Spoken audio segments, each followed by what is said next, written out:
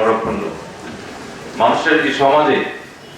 হবিগঞ্জে হেজবুত তৌহিদ ছাত্র ফোরামের উদ্যোগে ছাত্র সম্মেলন অনুষ্ঠিত হয়েছে। শনিবার সকালে শহরের এম সাইফুর রহমান টাউন হলে এ সম্মেলন অনুষ্ঠিত হয়।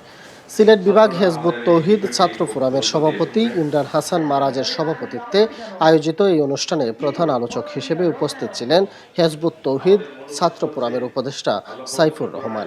অনুষ্ঠানটি সঞ্চালনা করেন মৌলভীবাজার জেলা হেজবুত তৌহিদ ছাত্র ফোরামের সভাপতি ফাহমিদা সুলতানা লিপি।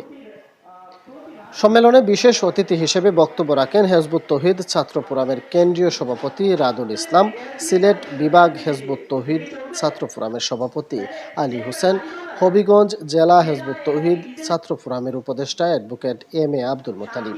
সম্মেলনে বক্তারা বলেন, মানবজাতি আজ এক চরম ক্রান্তিকাল অতিক্রম করছে। মানুষ নিজেদের তৈরি বিভিন্ন মতবাদ ও ব্যবস্থা দ্বারা পরিচালিত হওয়ায় বিশ্বজুড়ে অন্যায়, অবিচার, সহিংসতা এবং বিভেদ ছড়িয়ে পড়েছে। এছাড়া সম্মেলনে উপস্থিত ছিলেন হবিগঞ্জ জেলা হেজবুত তৌহিদ ছাত্র ফোরামের সভাপতি নুসরাত জাহান রিদি, সুনামগঞ্জ জেলা হেজবুত তৌহিদ ছাত্র ফোরামের সভাপতি তাহমিনা আক্তার এবং সিলেট জেলা হেজবুত তৌহিদ ছাত্র ফোরামের সভাপতি ফাহমিদা সুলতানা মিলি। এছাড়াও সিলেট বিভাগের বিভিন্ন কলেজ ও বিশ্ববিদ্যালয়ের প্রতিনিধি এবং সাধারণ শিক্ষার্থীরা এই সম্মেলনে অংশগ্রহণ করেন। আমরা দেখতে পাচ্ছি এক মেধাবীর হাতে আরেক মেধাবী খুন হচ্ছে, এক মেধাবীর হামলায় আরেক মেধাবী আক্রান্ত হচ্ছে, এক মেধাবীর রক্তে আরেক মেধাবীর হাত রঞ্জিত হচ্ছে। এটা হচ্ছে লেজুর ভিত্তিক ছাত্র রাজনীতির ফল।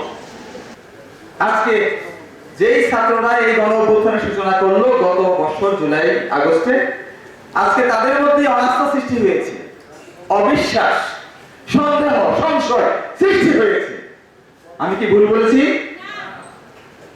অনেকেই সেই আন্দোলনের মূল ট্র্যাক থেকে রিজাইন দিচ্ছেন।